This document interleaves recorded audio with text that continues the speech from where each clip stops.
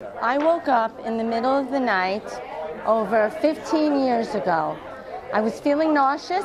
I vomited. I said, oh, must have been something I ate for dinner, and I went back to sleep. I woke up again about another hour or two later. Now I was having dry heaves. I was breaking out in a cold sweat. And by some miracle, I remembered a story that my aunt had told about feeling nauseous and sick and calling up her cardiologist, her husband's cardiologist, and said, you know, I don't feel well and I'm vomiting. And this cardiologist said to her, well, what did you have for lunch? And she said, I ate a corned beef sandwich. She said, oh, he heard that. He said, oh, it's the corned beef sandwich. Don't worry about it. My cousin showed up an hour or two later at my aunt's house, took one look at her and said, what's wrong? And she said, the doctor says it's the corned beef sandwich I ate for lunch. He said, no, I don't think it's the corned beef sandwich. I'm taking you to the ER. And of course, she was having a heart attack.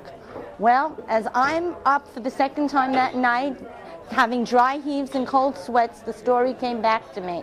I woke up my husband. I said, I know this sounds strange, but I think I'm having a heart attack.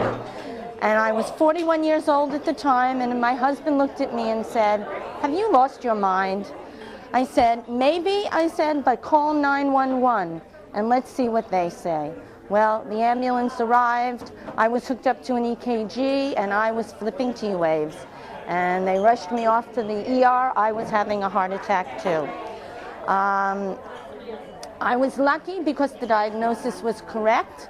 I got the correct treatment in the hospital. There was minimal damage to my arteries. And over 15 years later, after angioplasty on two 90% blocked arteries, I'm here today and able to carry on with a complete and full life.